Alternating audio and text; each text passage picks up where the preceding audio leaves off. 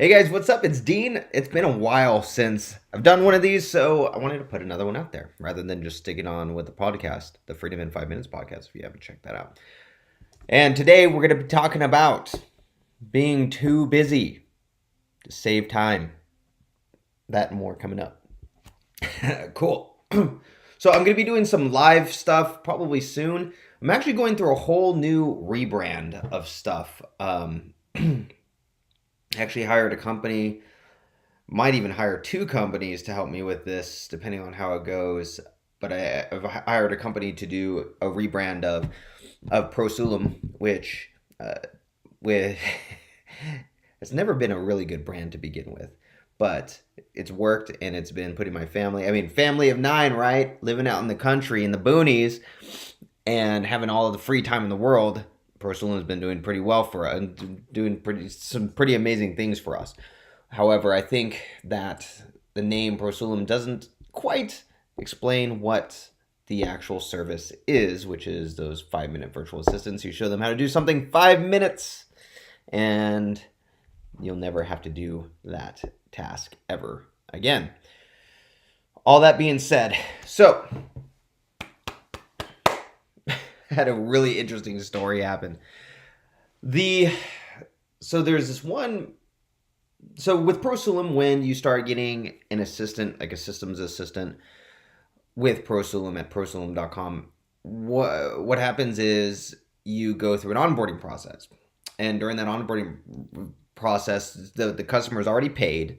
So they've already paid and they're starting the onboarding process, which the onboarding process is simply starting to create. You have to create a 5-minute video, and we walk you through all of that and how to actually do that.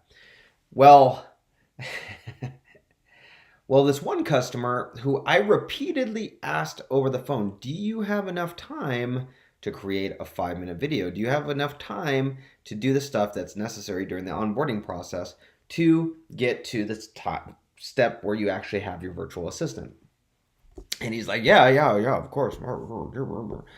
Went through this long sales cycle with this guy. What happened was he ended up paying, ended up signing the agreement, and moving forward. And then immediately my general manager sent him the onboarding process, right? He sent him the next steps, which was to go through, start installing some software so that you can start recording your screen.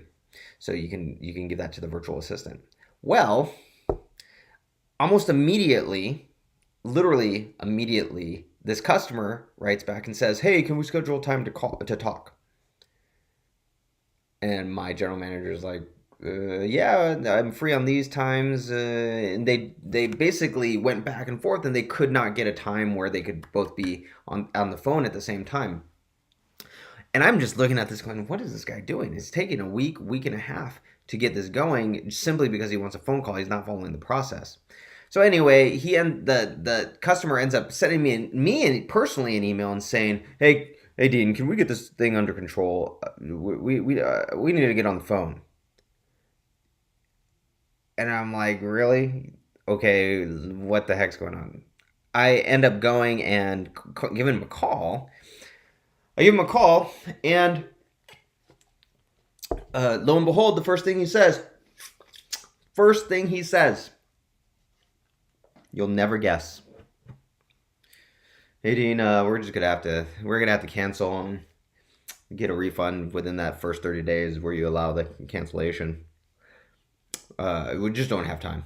We don't have enough time to do this. We're busy. We got all this stuff. Mind you, they called me because they were busy in the first place. They were busy with everything in the first place, right?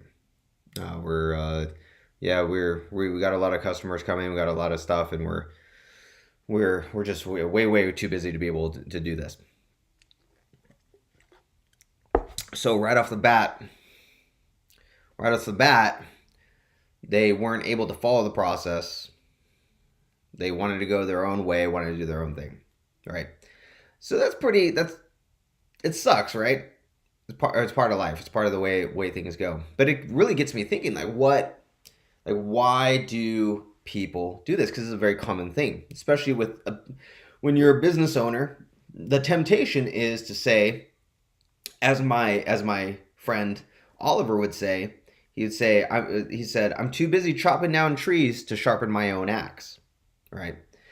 And so that's where I started thinking of why do people do that? When you get to, because it's completely antithetical to the way I think, which for me the goal is always to get as much time as possible, right? I have so much time during the day to do whatever I want. And I'm not using that as a, hey, who, look at me, I can do all these things or whatever. No, but the goal is always, what can I do now to save time later? What can I do now to save time later? What can I do now to save time later? If I get into a mode where I get super busy with something, if I'm getting into a mode where I'm too busy with leads or generating leads, or I'm too busy handling client projects, or I'm too busy doing all this stuff, it's actually painful. There's no, and by too busy, it generally is, that's the normal way of doing things what normal people would do, right? So for example, if a normal financial services business has 40 clients a week and is serving 40 clients a week, I'm going to be like, okay, how can I make this to where I'm not touching 40 clients a week, because this is really, really painful. But these companies, these business people have gotten so used to that pain and think that there's no other way around it, or at least they start thinking that it's much more painful for me to make a change to save time, that they will not save time, such as in the case of this particular potential client who ended up being next client, like that. So here are some thoughts that came as a result of that. Okay, first things first, we all have our different skill sets. Right? Some people are good at marketing, some people are good at systems, some people are good at operations, some people are good at organization, some people are good at strategies, financial strategies, whatever it is. We all have our strengths, right? Well, keeping that in mind, sometimes one of our weaknesses, because we all have our weaknesses, for example, for me, marketing is a weakness. Getting on things like this is actually hard for me to do. And I've done it so much that I don't have a lot of ums, I don't have a lot of ahs and things like that. However, it is still hard for me to do. I get on here thinking, who's going to listen to me? I'm not going to be entertaining. I'm going to talk about stuff that I like to talk about, and nobody else would want to listen to this. Why would they want to listen to this? Especially since I had been in the Amazon selling realm for so long. A lot of people had followed me because of that, and I'm like, I don't even like that anymore. Get away from me. There are aspects of it that I like, but for the most part, it's not my thing. But this is not a strength. Being out in front of people is not a strength for me. I do this partially because it's part of my core 4 thing that I do every day with the Warrior program, Wake Up Warrior. But it's also because I enjoy it. I do enjoy it sometimes. But it's just not a strength. And some people are, strong in all these different things, but they're weak in things. For me, it's marketing. For me, it's creating my messages. For me, it's being the person who's out there leading and things like that. Those are my weaknesses, and I can work on those. Or what I tend to do, the other weakness is mundane work. I cannot do mundane work. I just absolutely cannot do mundane work. Will not happen, cannot happen. I will figure out a way to get out of it. Some people like that. Some people, that's the reason why they're not able to let go and let somebody else do it, is because they actually enjoy it, and it's a strength. The strength for them is that mundaneness. Not for me, not at all. So one weakness is that people feel like that doing stuff that's actually saving time, doing stuff like setting up systems, doing stuff like setting up processes and procedures to outsource to somebody, even if it's a 5-minute video, even if it's a 5-minute, 10-minute, 15-minute video, to them, that's very, very painful because they feel like it's not being productive. It feels like it's a waste of their time. When in fact, they do that 5-minute video and boom, they freed up 5 hours of their time. I've had customers who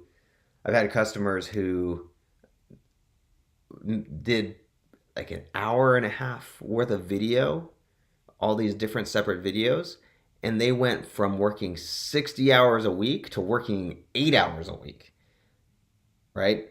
Was it painful for them? Yes. Would they have done it? This is actually a customer that if I wasn't in person, I was actually in person with them, forcing them to do it. If I wasn't there, they probably would not have done it. But now they're like, oh my gosh, this is great. This is amazing.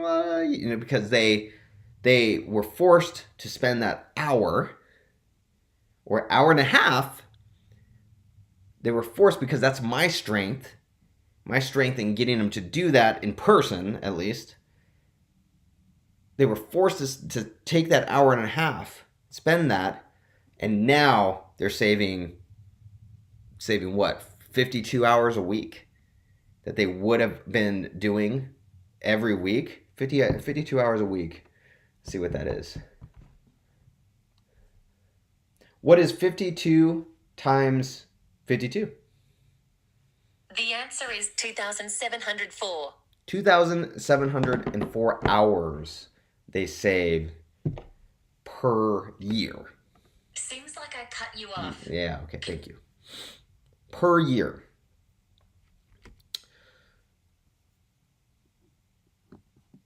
The only reason they were able to do that was because of my strength, right? Helping with their weakness and being open to me helping them with their weakness. For me, marketing, branding, things like that is not a strength. It kills me and it sucks. I spend so much time on it and then it ends up sucking. So for me, I hire people to help me to do that, right? Mundane tasks is not a strength for me.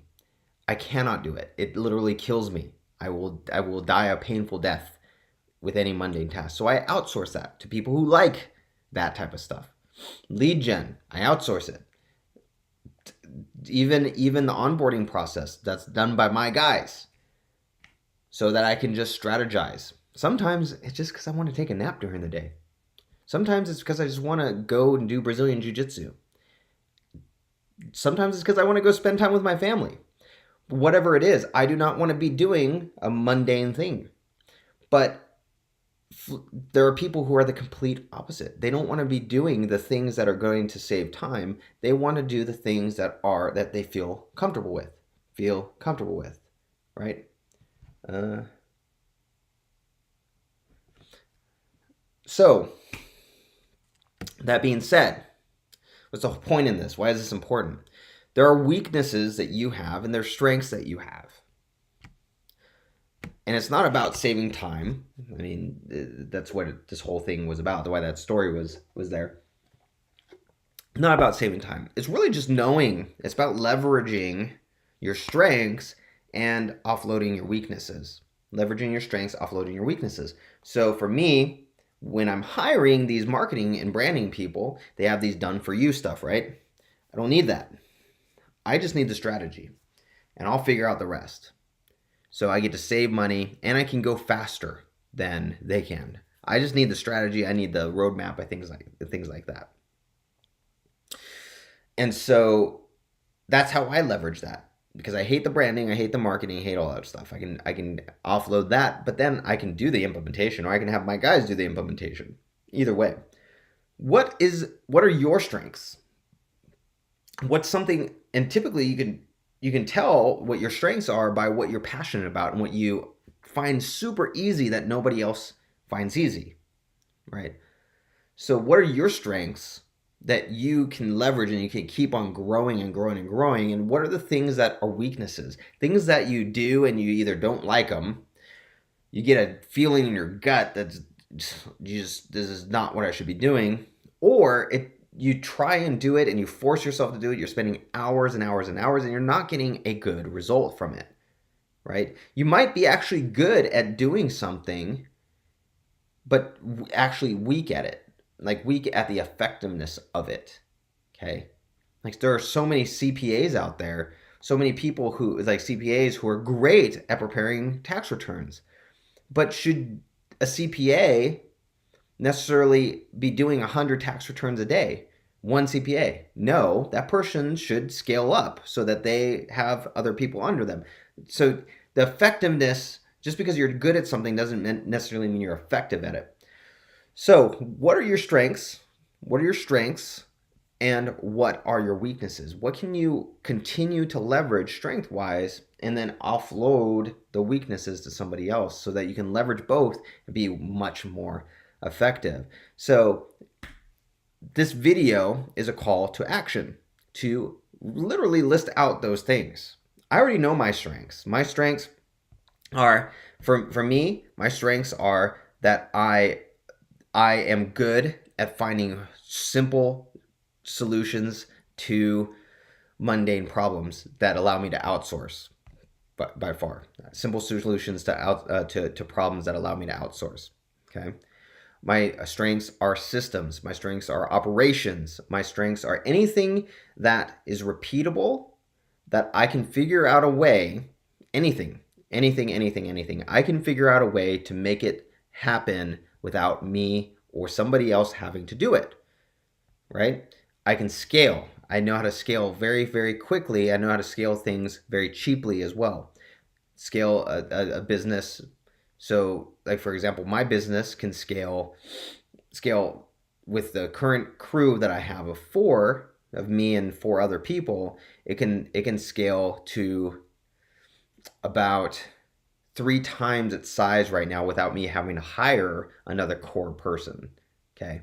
And each core person allows for another, I would say, another 50 to 150% scalability. So I can once again, I can scale really, really quickly because I've set it up that way. So that's my strengths. My weaknesses: marketing, design, messaging, branding, things like that. Hate it, suck at it. Not even going to try. Unless I have a strategy that somebody says this is what you're going to do and this is how you're going to do it, then I'll do it, right? So that being said, what are your strengths right now? What are your weaknesses? Start listing them out. It's okay. You're going to be weak on something. It's great because then you can find someone who's strong in that and you can leverage the two, and rising tides lift all boats, right? So that being said, go write out that list. I'll catch you in the next episode of this, and I appreciate you, and I will catch you in the next one. Maybe it'll be a live one. I don't know. We'll see. I'm still testing that all out. So, see ya.